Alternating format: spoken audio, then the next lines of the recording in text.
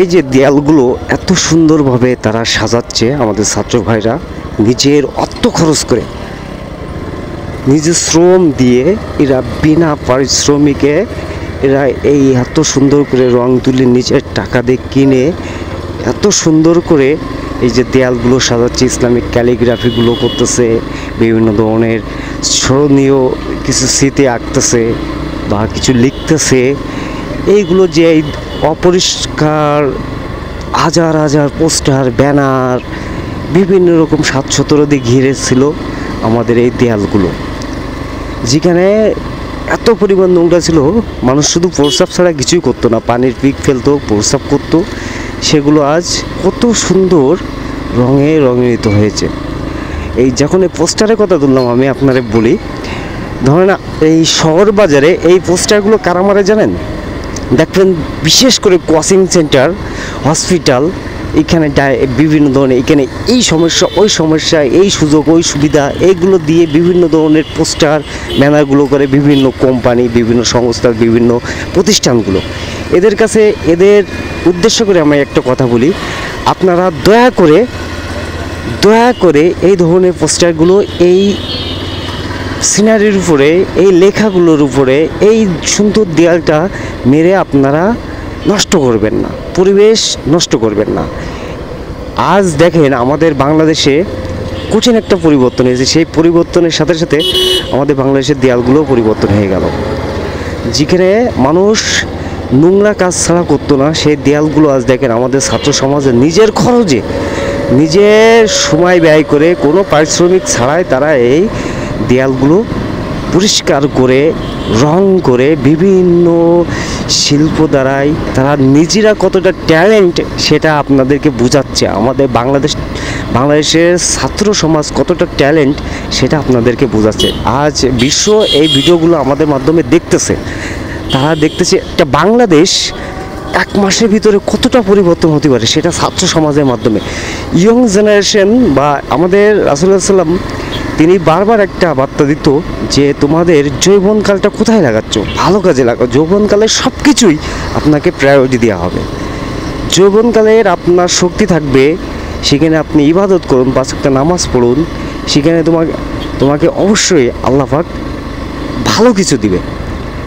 দেখেন এই যে আমাদের এই ছাত্র সমাজগুলো একটা পরিবর্তন এনে এই দেয়ালগুলো রং করে, বিভিন্ন রঙে রাঙানিত করে এবং দেয়ালগুলো সুন্দর করতেছে। এখানে সবই ছাত্র সমাজ, ইয়ং জেনারেশন। আমাদের কি বলতো, আমাদের ইয়ং জেনারেশনটা নষ্ট হয়ে গেছে। তারা দেখেন কি করলো, বাংলাদেশটাকে কত সুন্দর করে রিপ্রেজেন্ট করতেছে, এরা প্রেজেন্ট করতেছে। আর আগে আমাদের এই ছাত্র সমাজকে কি আখ্যায়িত দিয়ে আমাদেরকে মানে নিচে ডাবায় রাখছিল। এবং আমাদের বাংলাদেশের মাদ্রাসার ছাত্ররা এতটা ট্যালেন্ট, আরবি ক্যালিগ্রাফি এটা সহজ না, এটা যারা করে তারাই জানে। আর এটা এত কঠিন একটা আর্ট শিল্প যে আর্ট শিল্পটা প্রাধান্য আমাদের বাংলাদেশ দিতে পারেনি। আরবি লাইনে যারা পড়াশুনো করে, বলে মাদ্রাসার লাইনে যারা পড়াশুনো করে তারা কিছুই পারে না, এরা আরবি ছাড়া কিছুই পারে না, বাংলাও লিখতে পারে না, ইংলিশও লিখতে পারে না। হ্যাঁ, আমাদের বাংলাদেশের আইডল মিজানুর রহমান আজারি, তার সাথে ইংলিশ বলবা? হ্যাঁ, পারবা না। আর আমাদের এই ছাত্র সমাজও ইংলিশ পারে, বাংলা পারে, আরবি পারে। ভালো করে দেখে নাও এই ছাত্র সমাজকে কি আখ্যায়িত করে কোথায় ডাবায় রাখছিল, আর তারা আজ কি করতেছে, বাংলাদেশটার এত সুন্দর করে উপস্থাপনা করতেছে যা চোখে না দেখলে বিশ্বাস করবেন না। আপনারা তো আমাদের ভিডিওর মাধ্যমে দেখেন, আপনারা বাস্তবে আসেন, আমাদের যশোরের দেয়ালগুলো দেখেন আপনারা, যে দেয়ালগুলোতে বিভিন্ন প্রতিষ্ঠানে পোস্টার ছিল, সেই দেয়ালগুলো আজ রং বেরঙের রং দিয়ে সুন্দরভাবে সাজানো হয়েছে এবং বিভিন্ন ধরনের বার্তা লিখে দিচ্ছে, যে বার্তাগুলো আমাদের সব কিছু পুরনো দিনের স্মৃতিগুলো সুন্দর করে ভাষায় তুলতেছে।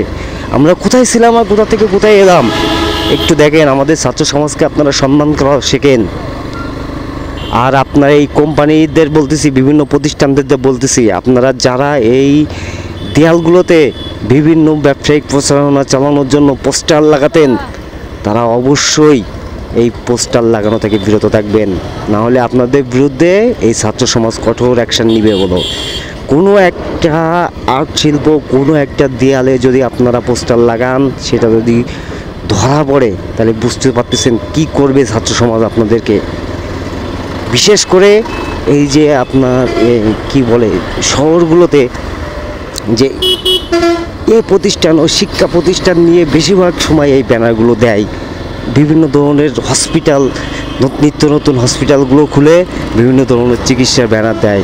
আপনাদের অ্যাড দেওয়ার অনেকগুলো ওয়ে আছে, সেগুলো ফলো করুন। সোশ্যাল নেটওয়ার্কের অ্যাড দেন, এই ধরনের ব্যানার লাগায়ে আপনি বিলবোর্ড তৈরি করুন। বিলবোর্ড তৈরি করে সেগুলোতে আপনি অ্যাড দেন। এই দেয়ালগুলো নোংরা করবেন না, দয়া করে এই দেয়ালগুলো নোংরা করবেন না। আর একটা কথা আপনাদের সাথে শেয়ার করি।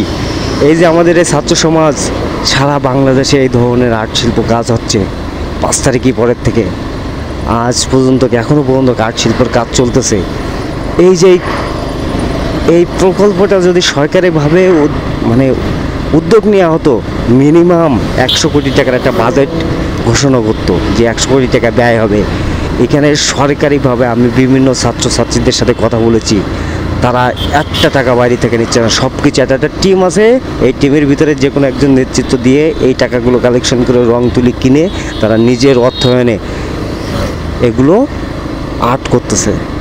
আর আজ থেকে কিছুদিন আগে, যেমন পয়লা বৈশাখের সময় অষ্টগ্রাম মিঠামাইন যে রোডে আলপনা তৈরি করছিল, ওখানে আপনার স্পন্সর করছিল বাংলা লিঙ্ক এবং স্পন্সর করেছিল বার্জার ফ্রেন্ড।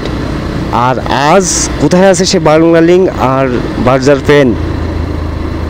কোথায় আছে? আলপনার জন্য এইগুলো বরাদ্দ দিছিল, স্পন্সর করছিল, রং দিছিল, টাকা দিছিল, তাদের সৌজন্য হয়েছিল।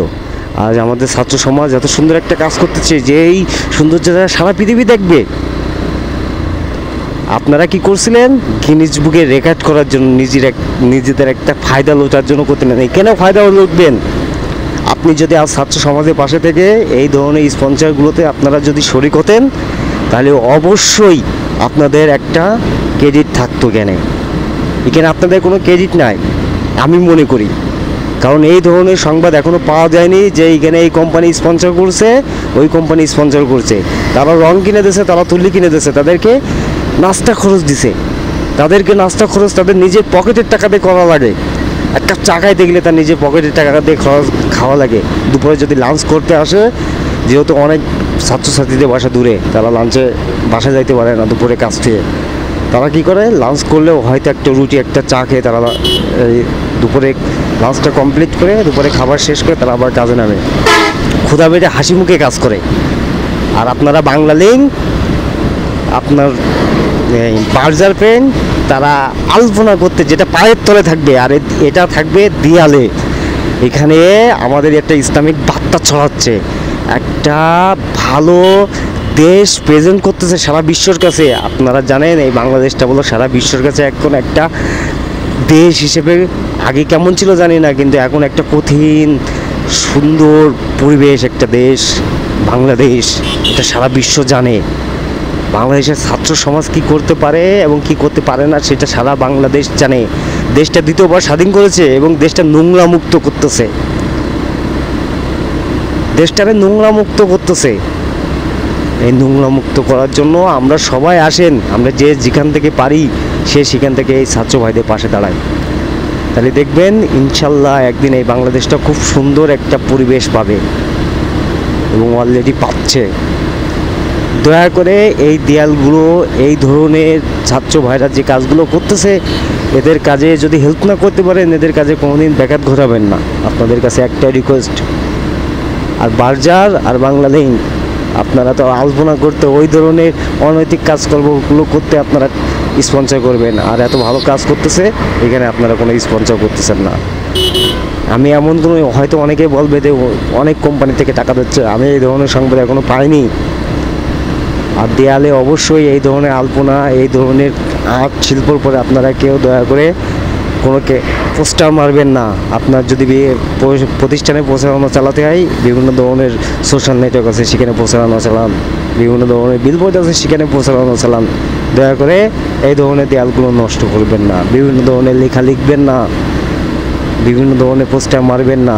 বিশেষ করে হসপিটালের পোস্টারগুলোতে সেহে যায়, যেখানে চিকিৎসা বিভিন্ন ধরনের ডিসকাউন্ট, বিভিন্ন ধরনের কোচিং সেন্টারের পোস্টার সেভে যায়। এগুলো থেকে বিরত থাকবেন। হয়তো আমার কথাগুলো কে ভালোভাবে নিবে, কে ভালোভাবে নিবে না, ডাজেন্ট ম্যাটার। আমরা স্বাধীন দেশে বসবাস করি, আমার স্বাধীনতা আছে, আমি কাউকে ইস্যু করে কোনো কথা বলতেছি না। কিন্তু বাংলা লিঙ্ক আর গ্রামীণ এই বার্জার ফ্রেন্ডকে আমি দুটো নাম উল্লেখ করে বললাম, কারণ আমি শুনছি নিউজে তারা স্পন্সর করছে, তাদের সৌজন্যে ওটা আঁকা হয়েছিল। আর এখানে আপনারা কি পারতেন না?